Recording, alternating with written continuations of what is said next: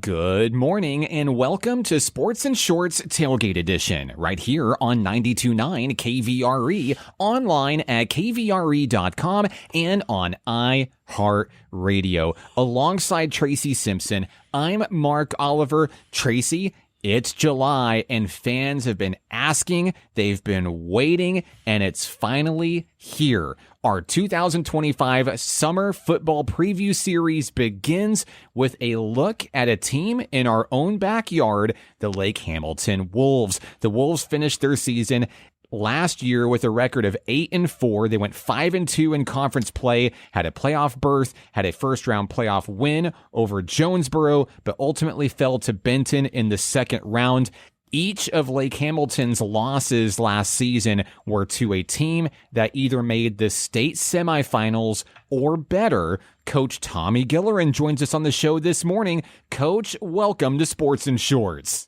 Yeah, man, thank you. Appreciate y'all having me on. Yeah, I thought we finished the year strong. I know we didn't end like we want to against Benton, but I thought Benton was one of probably the better teams in the state. Didn't play as well as we could, but we beat Shiloh Christian, who made it to the finals, and Greenwood made the finals and won it. We beat Arkadelphia, a team that won a state title. And so I feel like, we had a really good team and played really well last year, and I think we're going to carry some of that into this year.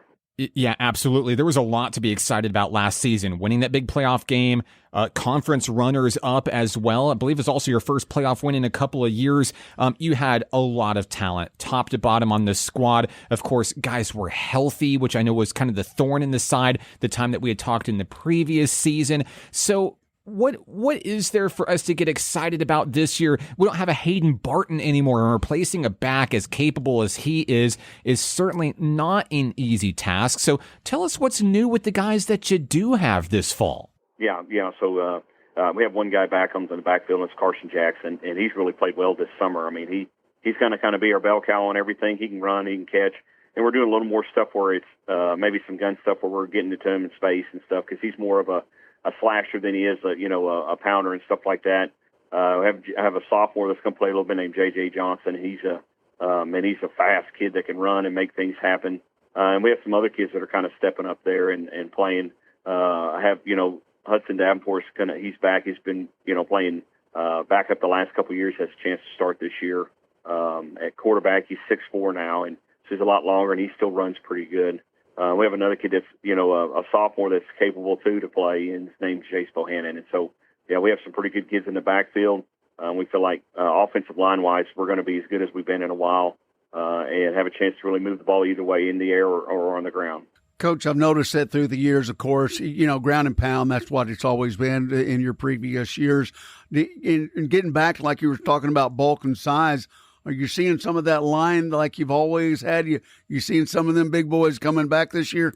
Oh, yeah, there's no doubt. We have our center's back. He's an all-conference player, Kenan Crooks. And David Dalton, who's, both of them are two-year starters. And so, they're both very, very good and very good at what they do. And Eli Williams started last year, and Cannon's 280 and David's like 265 and Eli's 280. And so we have some size up there. We have a sophomore at right guard, and Logan Urban, and he's 6'4", and he's about 260. And in right tackle, we've got a couple kids trying to vie for that position. But we have some size, and they can all move, which is really good for us, too.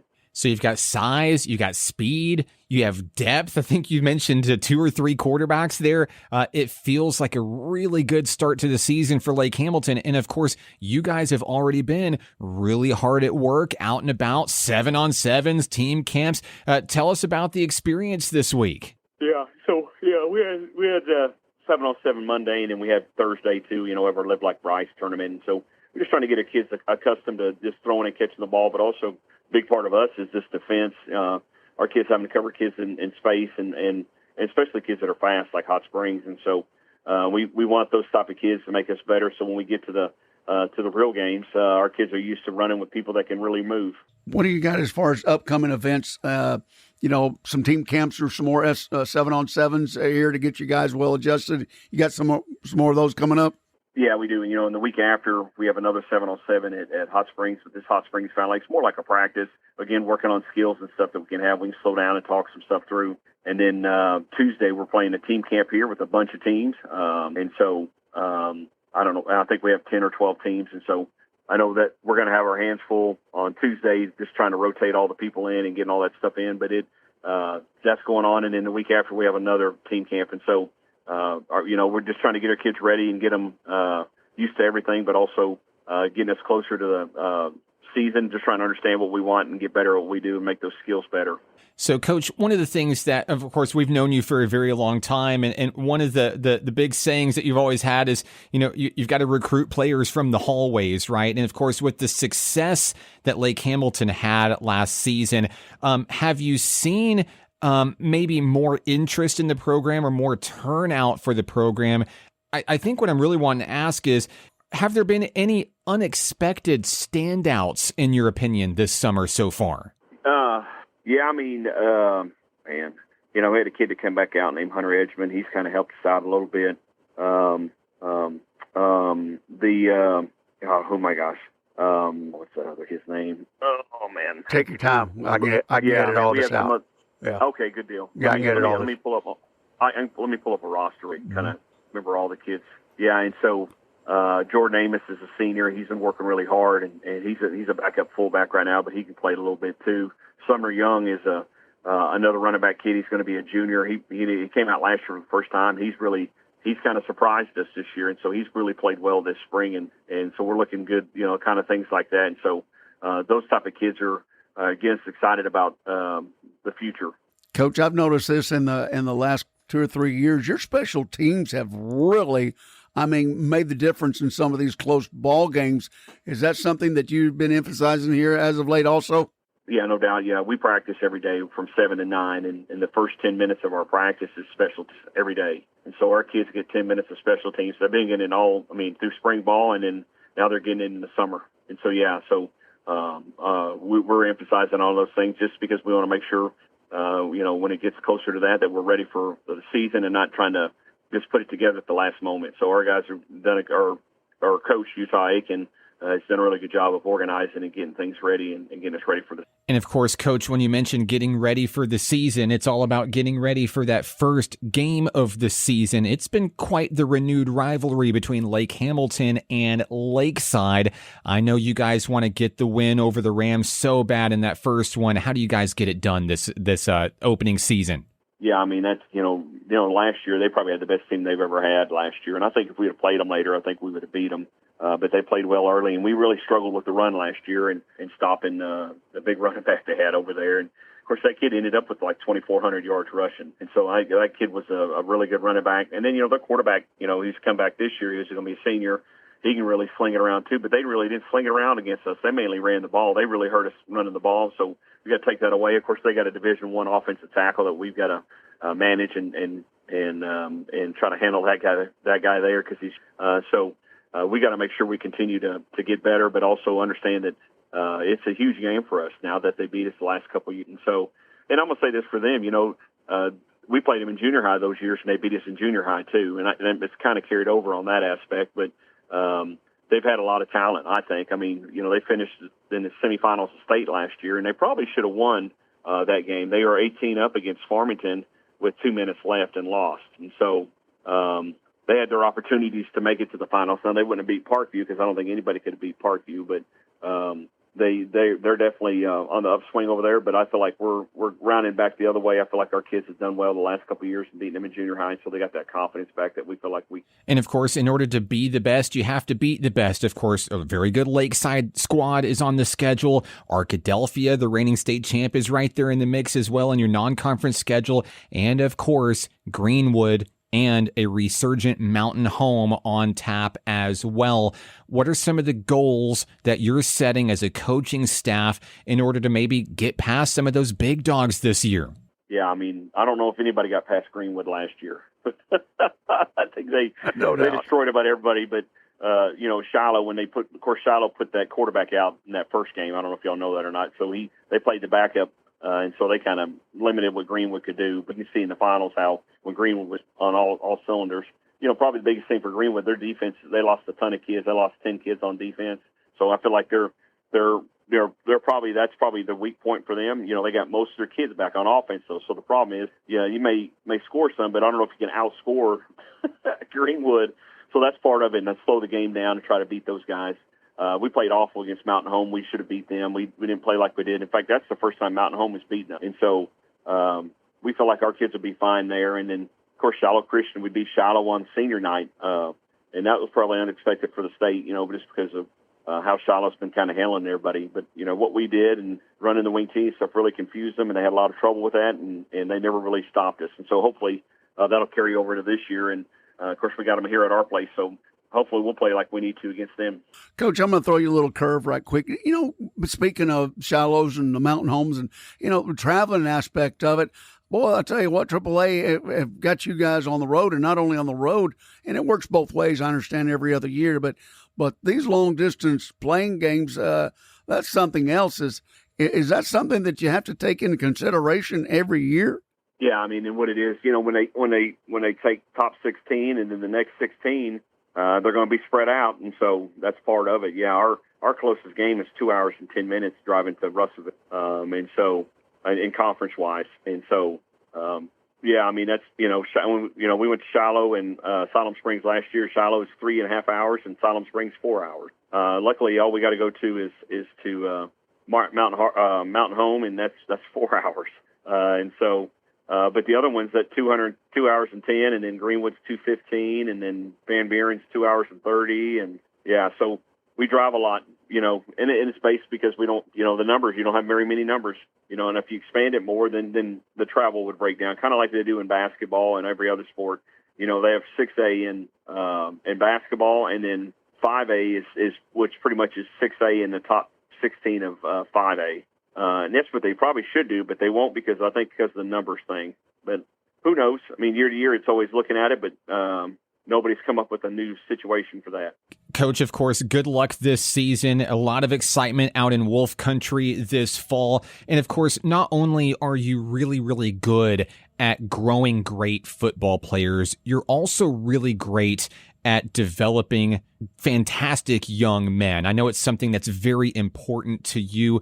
What is a message, or what is something that you hope that each of your players takes away from their time in your program? Yeah, no doubt. One of the things I think about is, I always talk about, I want them to be better husbands one day to their wife, better father, better worker for whoever they're working for. And so we always talk about, working as hard as you can and treating people right and becoming those people that can be outstanding in their house, where they're the best father and the best dad to their kids and just the best worker at work, and so we talk about all those factors about being the best they can, whatever they're doing, no matter what it is, to make sure that they continue to develop and carry that on through life. And I think that's a huge part for us. What we want them to be better people coming out of our program. Well, I know you've obviously been effective at making a lot of impact on a lot of kids' lives throughout the year, not only on the football field, but off of it, also in the schools and such, in the community.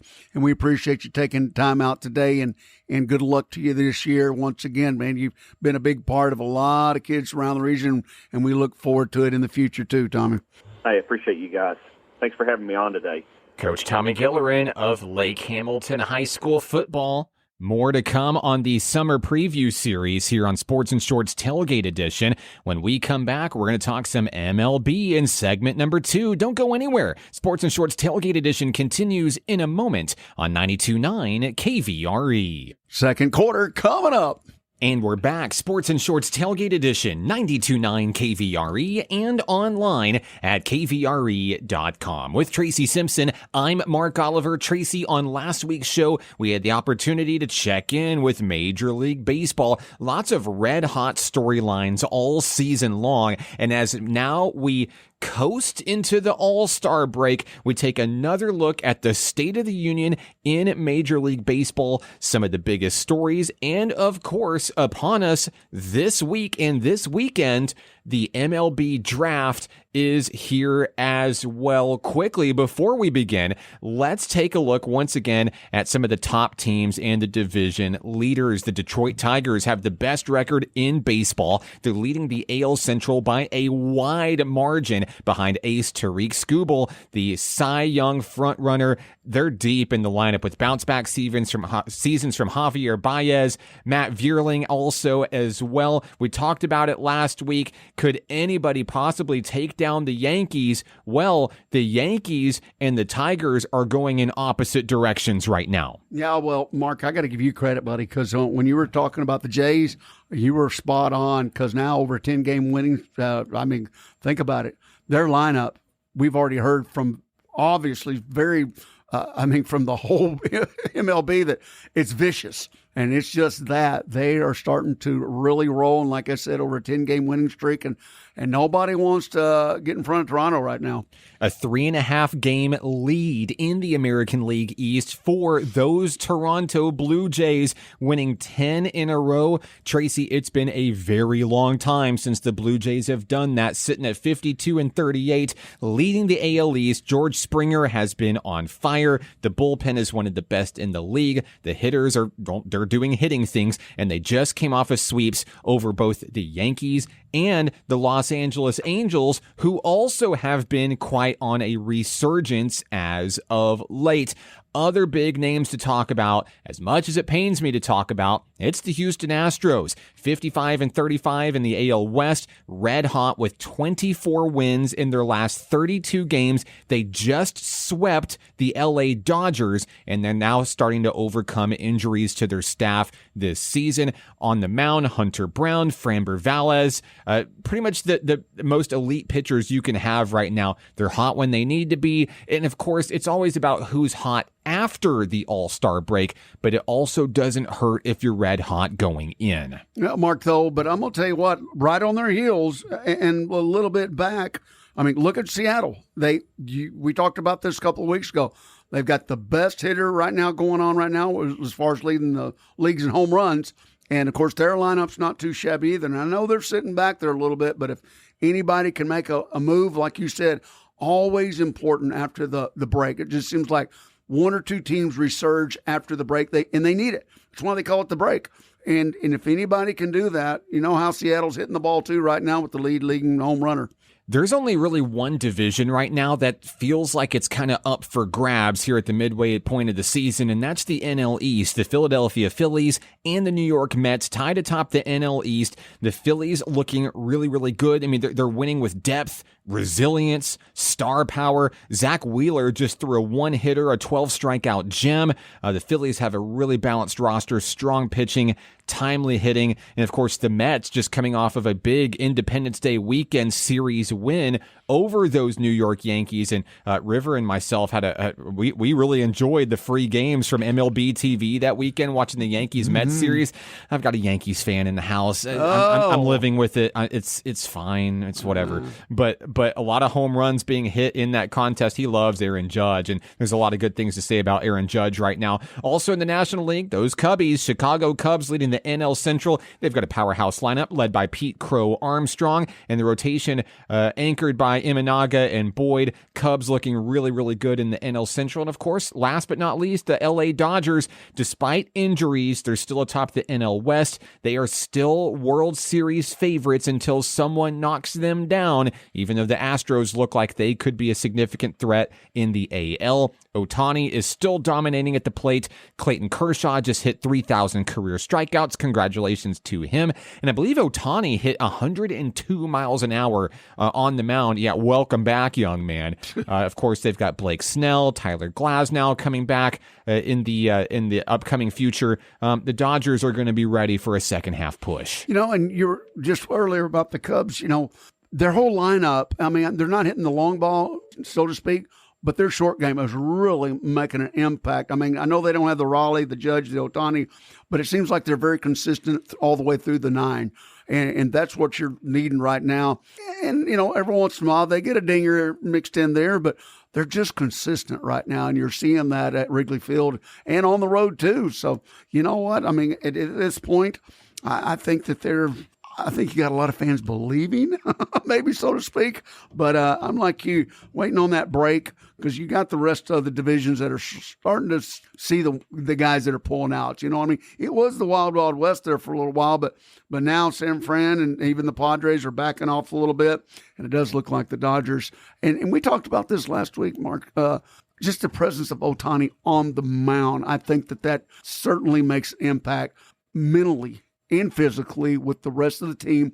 And, of course, the fans, you know, they like to see him hit the ball, but they like to see him pitch too. And you can see that in the numbers that are in the in the ballpark. That's for certain.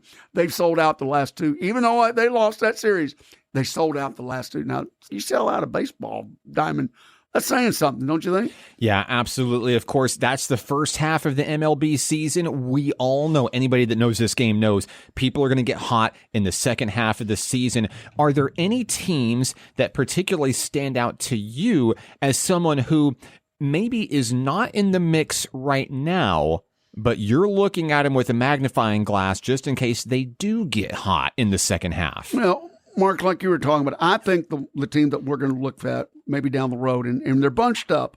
You touched on it a little bit, but look at that Central Division over in the National. I mean, you got Cubbies, Brewers, and who? Cardinals? Cardinals always in the mix. Okay, I'm just saying right now, don't give up on them yet. I know they've made some backwards motions here as of late, and but just between them and the Brewers, you're going to see a lot of play in the division.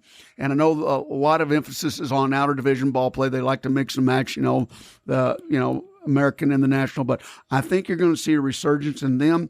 They went through a series of injuries for a little while, and they actually pulled up some guys from the minors.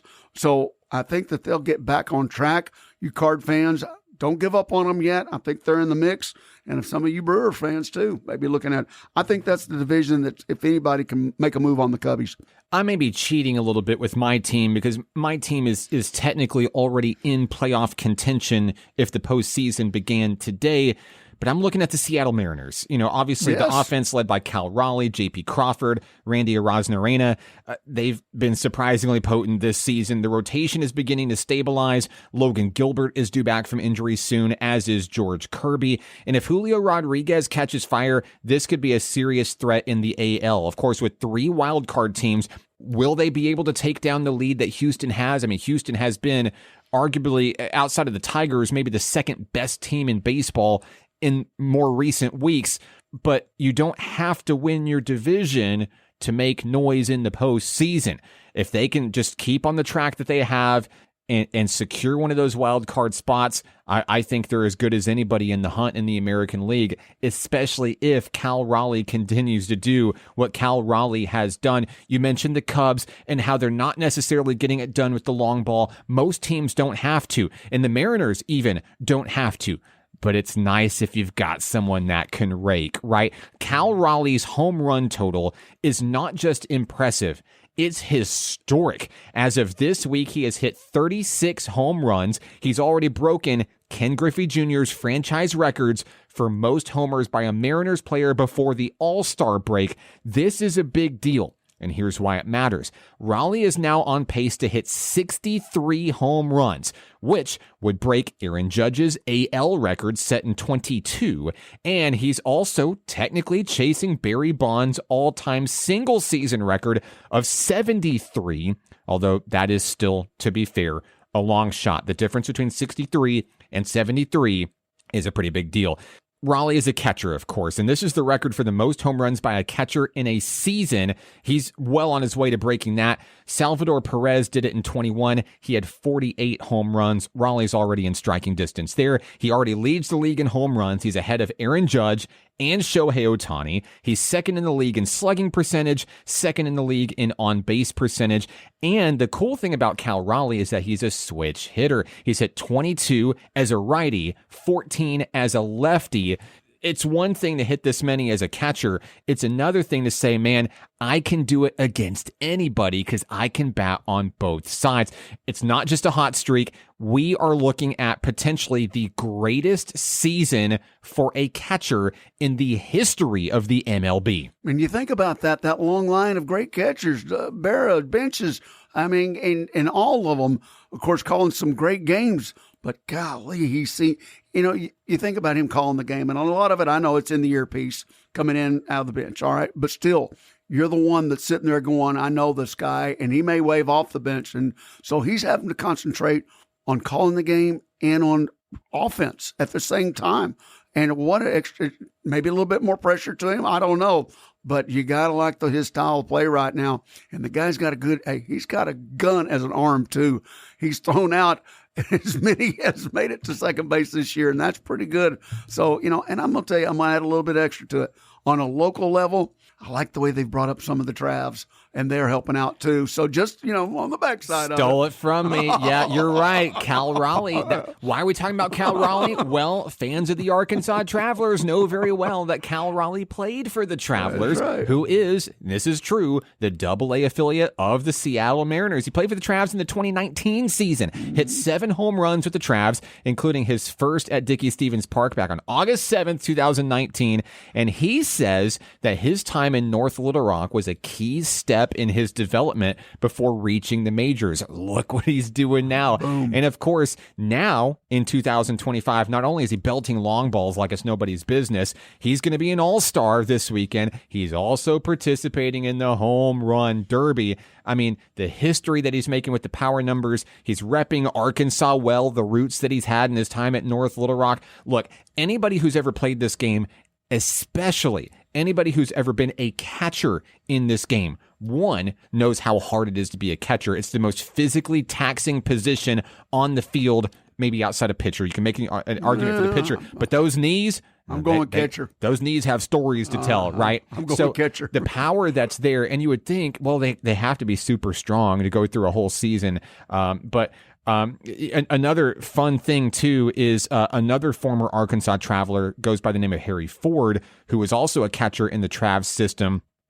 Harry Ford is still playing single-A ball over in Tacoma, Washington, has not been called up quite yet to the majors. He's good. All the numbers are there. The problem is that he's a catcher, and Cal Raleigh's not going anywhere. So my sons are huge Harry Ford fans. Love the time getting to meet him. They've got his autograph in the room, and they're like, "When's Harry getting called up? When's Harry getting called up?" I said, maybe they'll call him up to be DH, because right now that's the biggest roadblock in the MLB. Is that Monday night, the home run derby, right? Monday night? Yeah. Okay. And it's going to be really exciting, because there are a lot of sports fans that don't really follow the MLB until it's September, October, crunch time, playoffs. This is a good opportunity to see what you've really been missing. And of course, also, we can't leave without talking about the MLB draft coming up as well. There's some big storylines attached to this. Obviously, there is actually not a clear-cut number one here. If you ask me, it's really between two young men.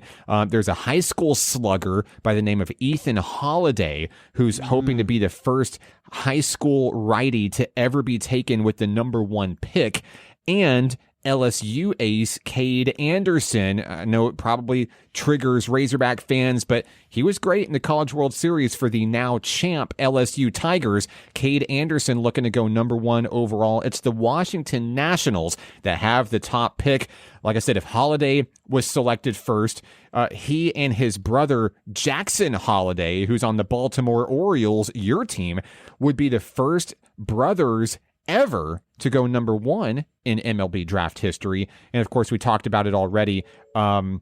There's multiple players on the high school level projected to go in the first round of the draft. Another big name potentially that could go off the board early, pitcher Seth Hernandez, another high school right-handed pitcher. So looks like pitching might reign supreme in this one. Of course, Ethan Holiday, more of a hitter and not a pitcher, but I'm really excited to see where everybody ends up, and of course, where some of these Arkansas Razorbacks players end up in the draft as well. No doubt. They got a good story going on right now with the Holiday boys. That's an interesting setup, the way that they were almost out of baseball completely, and then the encouragement from their mom to get them back in it. It's a really great story if you want to go online and look up that bio. It's pretty good. But speaking of Razorbacks, who's going to go first? I mean, I assume it's Eloy that goes first. I don't know. Gage Wood might go first too. Yeah, I mean, that's what I'm looking at. I don't know. Maybe his performance. Come on, really? I mean, he's definitely a first. He was originally slotted to go like 38th to the Mets. We talked about it a few weeks ago on the show.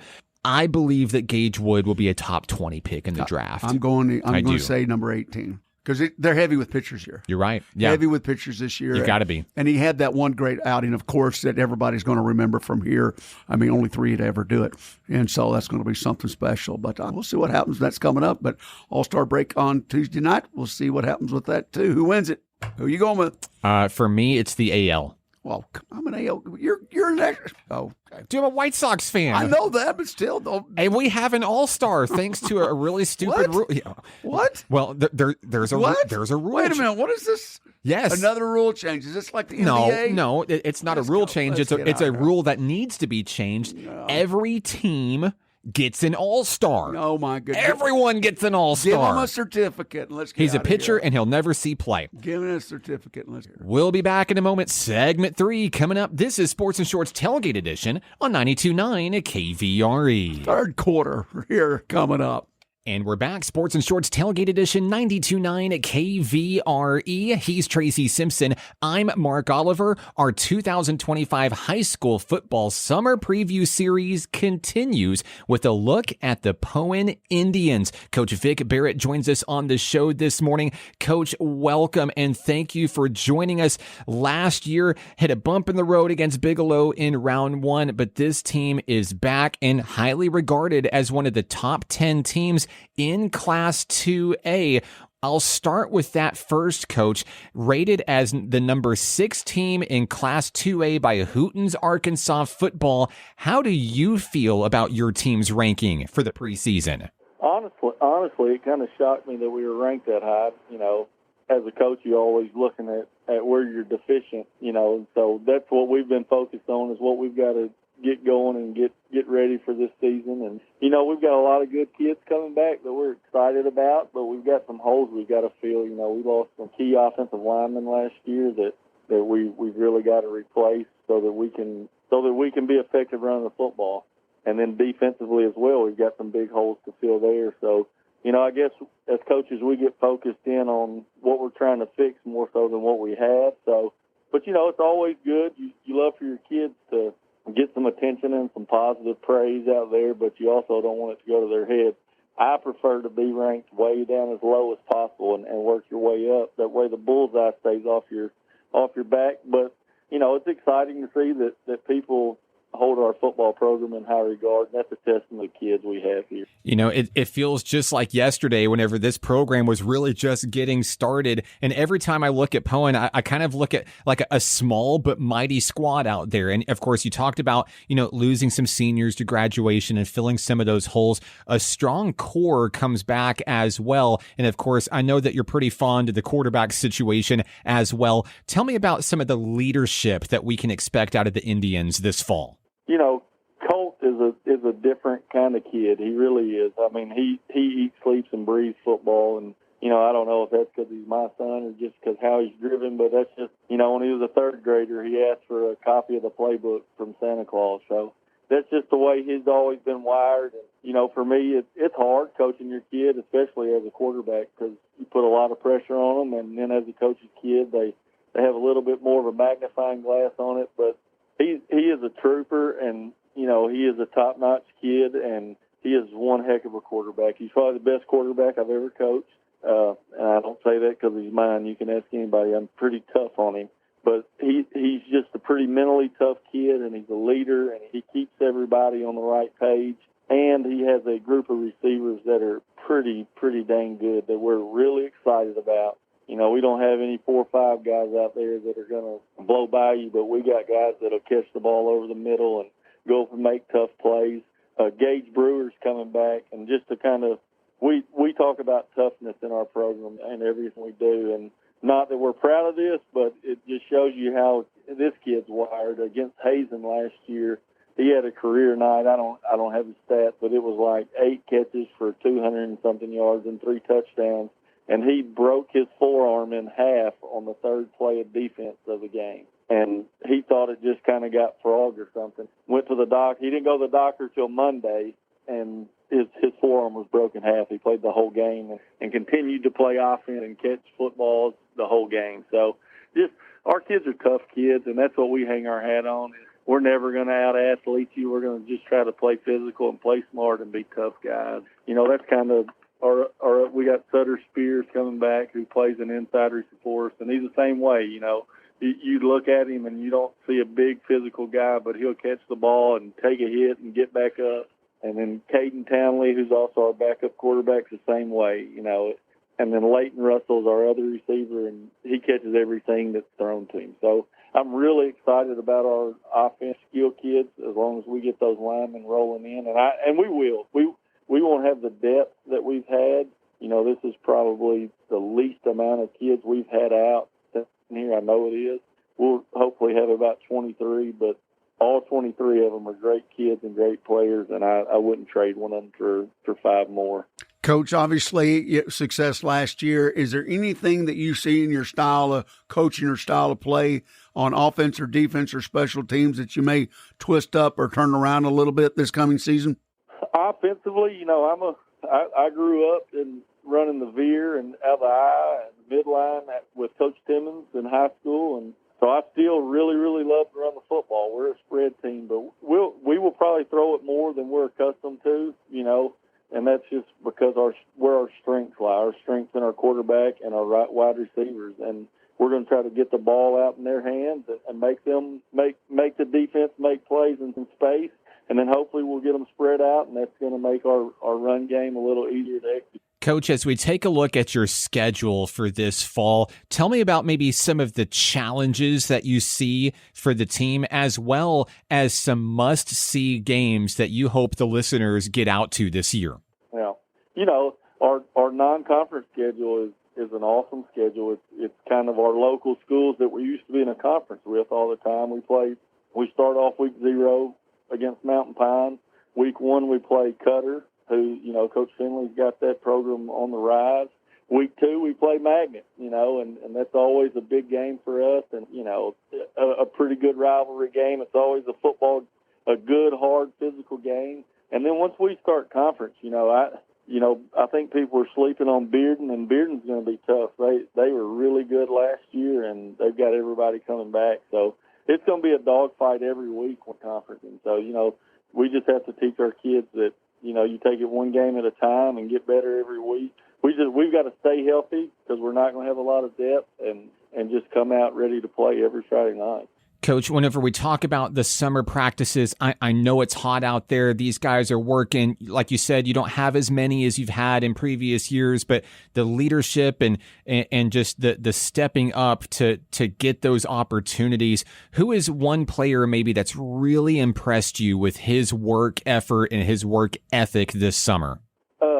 There's so many, but one that just pops off is Jacob Oden. You know, he's a bigger kid that he's kind of a tweener on his offensive and defensive positions, and we kind of move him around to tight end, to H-back, to receiver on offense, and then we throw him in at linebacker or defensive end on defense. And he's always got a smile on his face, and he's just ready to play football.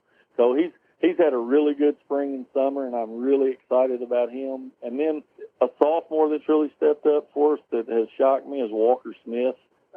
You know, he's a little bit undersized, but he's got big heart.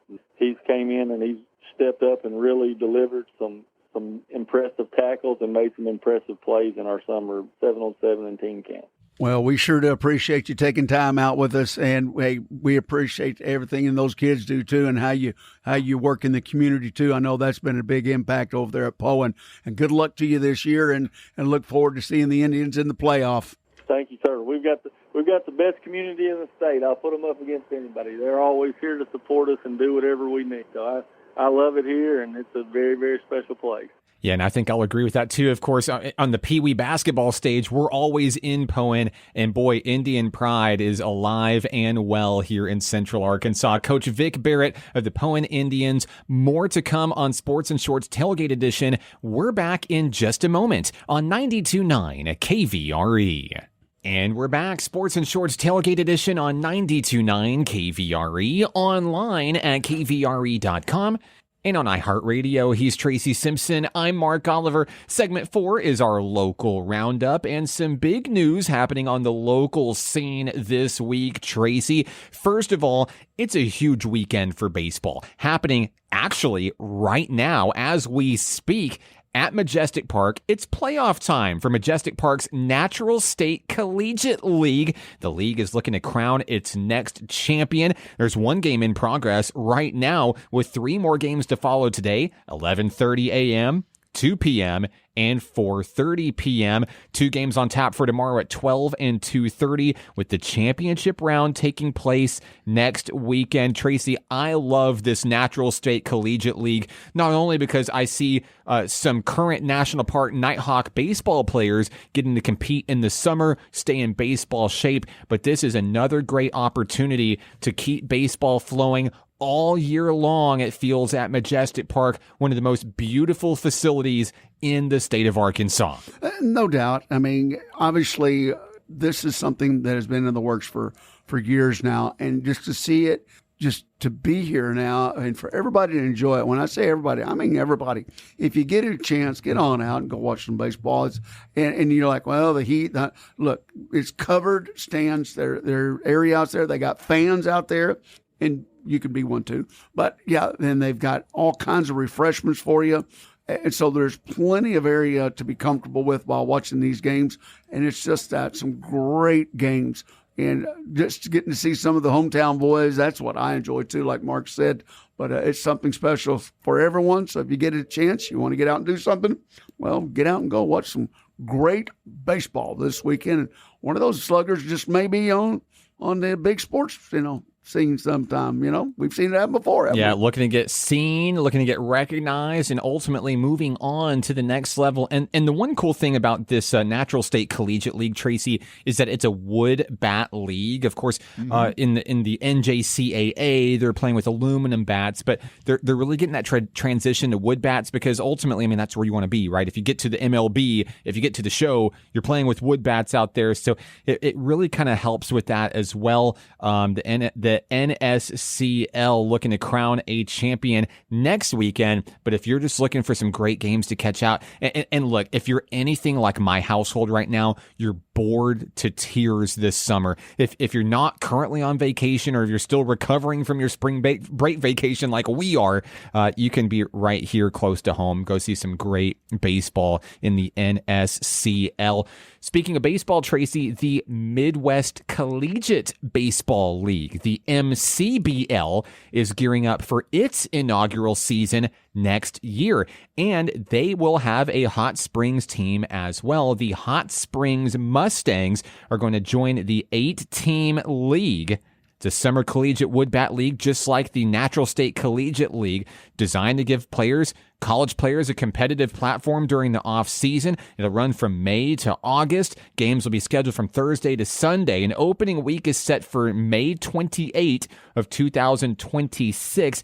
But unlike the NSCL, which is really all centered in right here at Majestic Park, this is more of a traveling summer collegiate league where the Hot Springs Mustangs will travel all across the country to compete in a new regional market for summer collegiate baseball. And that's something special.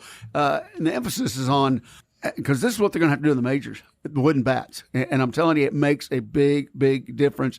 And these guys compete. They're going to get to the next level and compete at every level. Then they're going to have to sooner or later use these wooden bats. And I know that man, when you hear that bat crack, it's always fun. I mean, think about that fun issue. Pow! And but seeing some of those kids here locally, and then because Mark, you've been a part of it now, traveling baseball. Oh, yes. And so you know what it's all about. But to go regionally is one thing, but nationally, man, those are memories that they'll remember forever and ever. And it's a huge pipeline, too, as well, because, I mean, when you look at it, Hot Springs is not a huge city. No. You're competing with the likes of some of the biggest cities in the country, right? But one thing that Hot Springs does very, very well, whether it's Majestic Park and the NSCL, or it's this new league coming up, the MCBL, there are multiple pipelines already in the works, growing players from the youth leagues, whether it's Bishop Park in Bryant and Saline County's thriving baseball scene, or what we have homegrown right here in Hot Springs. Arkansas athletes, of course, it also helps that we've got the Travelers, and Travelers players are having elite seasons in the MLB, or Arkansas Razorbacks players are having elite seasons on the college level. And even though they didn't win the College World Series, they're still one of the best in the country. Baseball in Arkansas is alive and well. And Mark, here's another thing, too. Think about this. When they get to go out west or east, you know how big Arizona and how big Florida is with spring, for sure. with spring ball. So their eyes get a lot wider when they get out there and see those facilities and the competition level out there, because these teams at this level have been playing out there, and they get to play on some of those practice fields that the pros are already on. And so they get to see something that really will be instrumental in their future. And if you've ever been to these training camps, around the Phoenix area or around in Florida, around Tampa Bay area, you know what I'm talking about. I mean, and they're lined up. It's pretty crazy. And you get that experience, and it just gives you the jitters just thinking about they get to play in some of those places where somebody that might have, won the World Series the year before practicing in. So it's pretty cool, no doubt. It's all about opportunity, right? The land of opportunity. Also going on, it's later on tonight, fresh off of a well-deserved bye week, Arkansas's favorite arena football team, the Hot Springs Wise Guys, return to the gridiron tonight. They're on the road in Missouri, taking on the St. Joseph Goats. Now, the last time that the guys were in action, it was to exact revenge on the Ozarks Lunkers, taking down the Fish 57-48. The Wise Guys have 2 home games remaining on the schedule this season. Saturday, July 19 against the Goats, and then the regular season finale will be held at Bank OZK Arena July 25th against the Iowa Woo. Announced earlier this week, for those 2 home games, the Wise Guys have moved throw-off up to 7:05 p.m. instead of 8:05 p.m., apparently to cooperate with fan feedback received this season. 1 hour earlier start. Your thoughts? Well, and I think so, especially with the younger crowd, Mark. You've got by about 10 o'clock, things start happening, and I'm talking about saying prayers and getting in bed. And you know as well as I do, for not everybody that lives immediately in Hot Springs, you've got to anticipate travel time. And that's no different than, Dickey Stevens Park and going and watching the Travs. Usually you're going to see first pitch at 6:05, something like that. So everybody has ample times. I think it's great. But what I think is even better, though, is the listening to the fan feedback. I think that right there shows that they're all in. They're all in for the community, and they'll do whatever they can to get the fans out there from 3 to 300, whatever the case is. And to me, it proves that all of the community attention, it's not just a dog and pony show. No. They're not, because obviously I know they're wanting partnerships, and of course they need to bring revenue in. We all know on the outside of this, it has to be successful financially in order for it to stay here in Hot Springs. But this proves it's not just a dog and pony show. They actually are listening to what the community wants.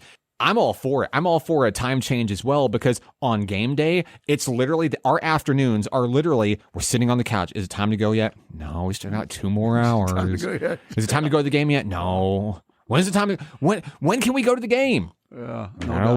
Tracy, another really cool thing that happened this past week is a tag team basketball camp with Cutter Morning Star and Champion Christian College collaborating for a co-ed youth skills and drills camp over at that beautiful Eagle Arena. Of course, Garland County Coach of the Year, Bo Brickle, was out there, and he said it was great for the future of Garland County basketball. Skills and drills for both young boys and young girls. And I had a chance actually to get out there and see a little bit of it in action, and just that blending of the schools, creating that relationship. The morning session held by the Cutter Morning Star squad for the younger athletes, and a little bit of the older athletes being commanded by the Champion Christian College Tigers staff. Just a really cool thing that you don't always see that often here in our own backyard. And Mark, that's the essence right there. And what you and I talk about this all the time, is giving back, and just to see the encouragement from people joining in on those camps. That's what it's all about, and showing maybe something different than what your coach doesn't has his style, but then you see styles of different coaching aspects and maybe learning a different way. And of course, not everybody dribbles the ball the same way, not everybody passes it, and there's certain styles, and everybody differentiates sometimes. So it's pretty cool to get those little tidbits from everybody that's part of that camp. You just get out there and sort of free ball it sometimes, Yeah, and of course, it was held by Cutter Morning Star at Eagle Arena, but it wasn't really just a Cutter Morning Star camp. You had kids from Lakeside there, kids from Jessieville, Mountain Pine, Lake Hamilton. Great coverage from all of our area schools. And one thing best about it, too, is that those kids are going to play now, and they're going to start growing up together. That's our show, Sports and Shorts Tailgate Edition, every Saturday morning at 10 a.m. right here on 92.9 KVRE. He's Tracy Simpson. I'm Mark Oliver. We'll see you next week. Game over.